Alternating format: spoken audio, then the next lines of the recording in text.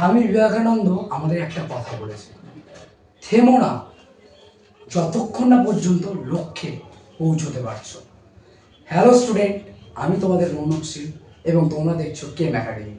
আজকের ভিডিওটা তোমরা যারা 11-এ আছো অর্থাৎ সেমিস্টার 2 দেবে তাদের জন্য। কি শিখবো আজকে আমরা? এতদিন তো জিওসির অনেক কটাই ক্লাস হলো, আজকে থার্মোডাইনামিক্স শুরু করা যাক তথা তাপগতিবিদ্যা। তাপগতিবিদ্যা থেকেও কিন্তু তোমাদের অনেক প্রশ্ন কিন্তু আসবে সেমিস্টার 2 এক্সামে। এছাড়াও তোমরা যদি ভবিষ্যতে নিট জয়েন্ট দাও সেখানেও কিন্তু অনেকই প্রশ্ন কিন্তু এই থার্মোডাইনামিক্স চ্যাপ্টার থেকে আসবে। তাহলে চলো আজকে আমরা মূলত 3টে প্রক্রিয়া নিয়ে জানবো। কি কি সেই প্রক্রিয়া? সমুষ্ণ প্রক্রিয়া বা আইসোথার্মাল প্রসেস, রুদ্ধতাপীয় প্রক্রিয়া বা অ্যাডিয়াবেটিক প্রসেস অ্যান্ড সমচাপীয় প্রক্রিয়া বা আইসোবেরিক প্রসেস। তাহলে চলো দেরি না করে ভিডিওটা শুরু করা যাক। প্রথম সমুষ্ণ প্রক্রিয়া। তোমরা অবশ্যই খাতা নিয়ে বসেছো, তাই ডেফিনেশনটা আমি মুখে বলছি, তোমরা লিখে নাও। যে প্রক্রিয়ায় সিস্টেমের উষ্ণতা অপরিবর্তিত থাকে, যে প্রক্রিয়ায় সিস্টেমের প্রতিটি পর্যায়ে উষ্ণতা অপরিবর্তিত থাকে তাকে সমুষ্ণ প্রক্রিয়া বা আইসোথার্মাল প্রসেস বলে। তাহলে কি হচ্ছে স্যার? এই প্রক্রিয়ার ক্ষেত্রে আমরা কি বলতে পারি? পি কি হচ্ছে? উষ্ণতা কি হচ্ছে? উষ্ণতা ধ্রুবক, তাই তো? উষ্ণতার কোনো পরিবর্তন ঘটছে না। তাহলে আমরা কি বলতে পারি? টি কনস্ট্যান্ট। টি ইকুয়াল টু কি লিখতে পারি? কনস্ট্যান্ট। এখন টি কনস্ট্যান্ট, তাহলে উষ্ণতার পরিবর্তন কি হবে? অবশ্যই যদি কোনো কিছু ধ্রুবক থাকে, পরিবর্তন না হয়, তাহলে তার পরিবর্তন কি হয়? শূন্য হয়। তাহলে আমরা যদি ডেরিভেটিভ করি, কনস্ট্যান্টের ডেরিভেটিভও কি হয়? শূন্য হয়। তাহলে বা ডিটি ইকুয়াল টু কি? 0। বোঝা যাচ্ছে সমুষ্ণ প্রক্রিয়া কি? সমুষ্ণ প্রক্রিয়ায় উষ্ণতা কি থাকে? অপরিবর্তিত। মানে আমরা অপরিবর্তিত মানে কি বলতে পারি? সেটা ধ্রুবক। আর ধ্রুবকের ডেরিভেটিভ কি হয়? 0 হয়। তাহলে আমরা তো এটা বলতে পারি সমুষ্ণ প্রক্রিয়ার ক্ষেত্রে যে উষ্ণতার পরিবর্তন যেটা হচ্ছে সেটা কি আমাদের শূন্য বা ডেলটি।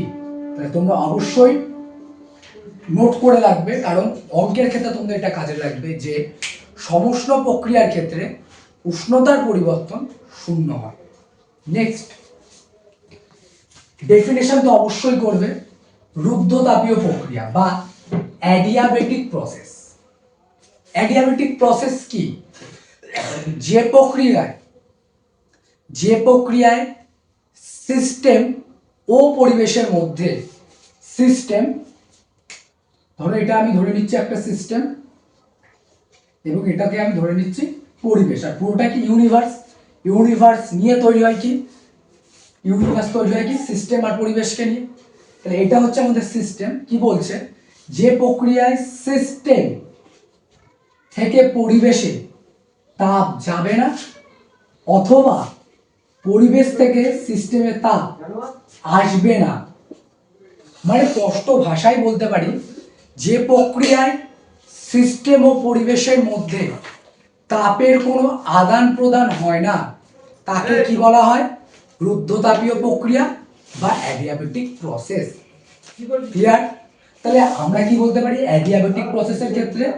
কিউ না যাবে না আসবে, তাহলে কিউ ইকুয়াল টু কি? Q equal to 0 in adiabatic process. Clear? Last সমচাপীয় প্রক্রিয়া বা আইসোবেরিক প্রসেস।